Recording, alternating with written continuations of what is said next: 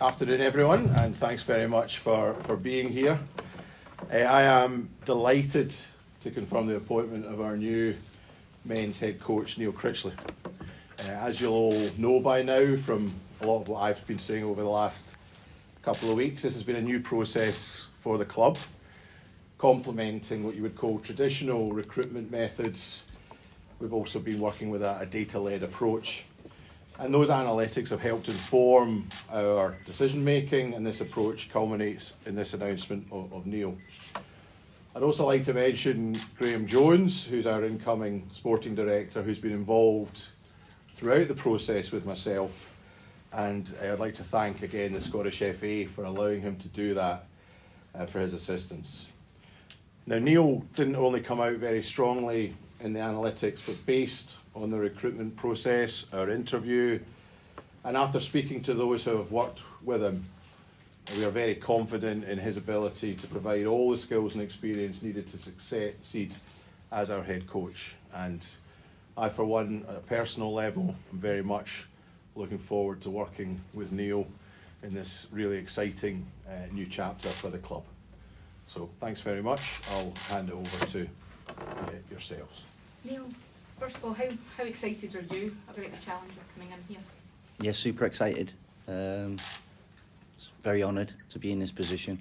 Obviously, I want to say thank you to Anne and Andrew and Graham for giving me this opportunity. I know it's a huge responsibility at a fantastic football club, but I'm super excited to get started and get going, yeah. It has been a tough start for Hearts this season. How big a challenge have you got ahead of you? Yeah, it's a challenge, but there's plenty of points and plenty of games to play. We know where we're at. We know what we need to do in the immediate. That started this morning, ready for our game on Saturday. And I concentrate on the things that I've got responsibility for and what I can control. When you look at the squad, how encouraged are you by what's there and what you've got to work with? Yeah, from seeing them this morning, more encouraged than I was beforehand. Also watched all the games because I've had a little bit of time on my hands recently, so I've watched all the games. But it's always good to see the players firsthand, getting to know them, speaking to them, and then seeing them train. And I didn't detect, and this, sometimes when there's change, you can get that. But there was a good energy, a good vibe about the group this morning, and I'm really looking forward to working with them in the short term and the long term as well. Andrew, can I ask you about the process and why Neil was, or was he the number one choice, first of all? Yeah, so in relation to that, there's been a lot of speculation about that, and I'm not going to go into the full mechanics of, a process disrespectful to Neil, disrespectful to others. The reality of any modern recruitment process is that you run concurrent discussions with agents on it, and that happens throughout the process. To get a full picture of expectations and fit, but Neil was the preferred candidate from an analytics perspective, and also when we spoke to him, it was very clear to us that he was the right person to work with us, to work with Graham, to work with the analytics. And it would be strange at the start of a strategic partnership if we didn't go into it, fully and wholehearted. So that's where we got to with Neil. Can you give us a time scale as to when Neil was offered the job? Yeah, we spoke to Neil. We spoke to Neil at the back end of last week, and things happened, at the back end of last week and over the weekend. Was there anybody else ahead of Neil? We didn't negotiate with anyone else. There was a lot of talk last week. There was a lot of talk over the last 2 weeks about it. I have every name thrown at me over the last 2 weeks, and Neil was the only person that we negotiated with. Neil, how pleased are you to come to a club like Hearts, and how surprised are you at where the club are just now, given where they were last season? Yeah, obviously they had a fantastic season last season, finishing third and qualifying for Europe, and that's credit to Stephen and the staff. Obviously it's not gone the way anyone would have wanted so far this season, and that can happen sometimes. It's not for the want of trying.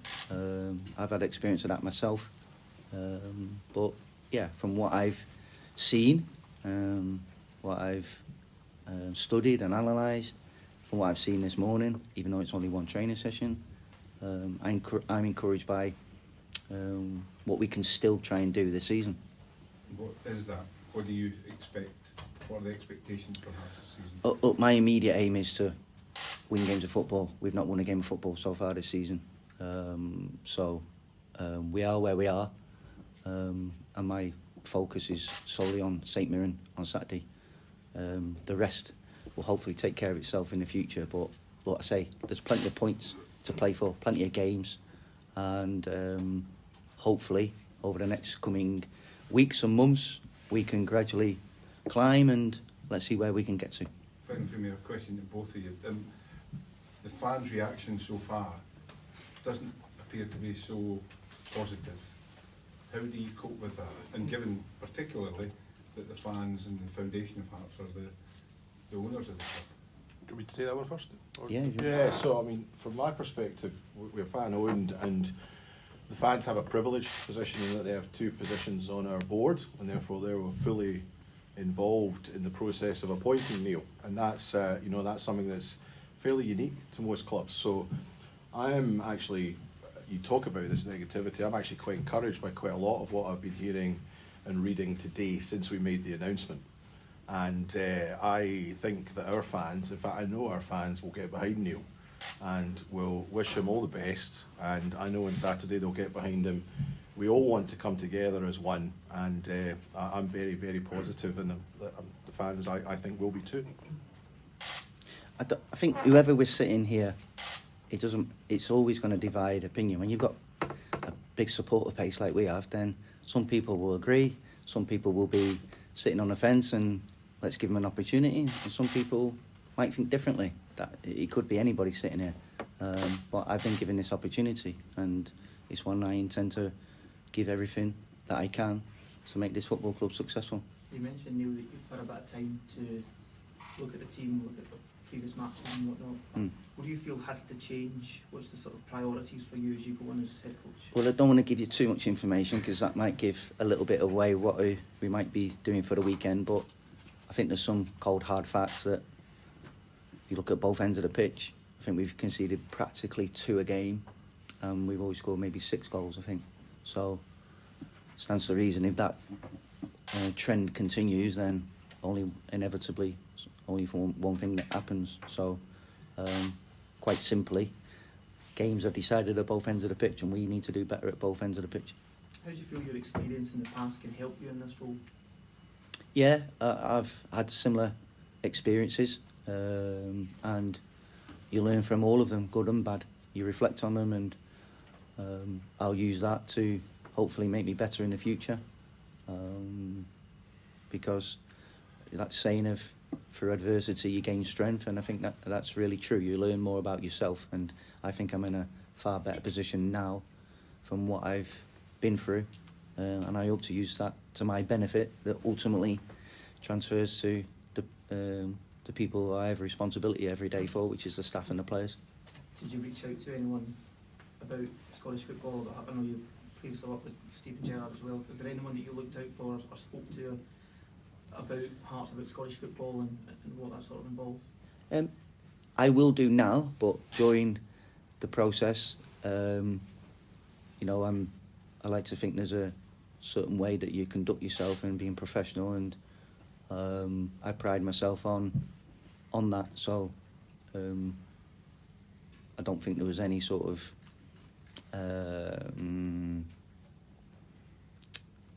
rumours or gossip regarding me, and that's the way I like to work.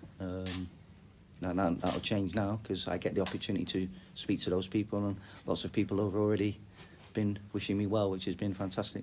Just a word, Andrew, as well, on the recruitment process. How did you and the board find this sort of analytical side of things, dealing with it this time round, and any sort of insight and whatnot? Yeah, I guess first and foremost found it really helpful because, as I talked about, you start off with a lot of people are interested in a job like this, and it just helps, I guess, weed some of that out. As I said, because we are about to enter into a really exciting time for the club on the analytics piece, it would have been ridiculous for us not to have used it as part of this, and we did.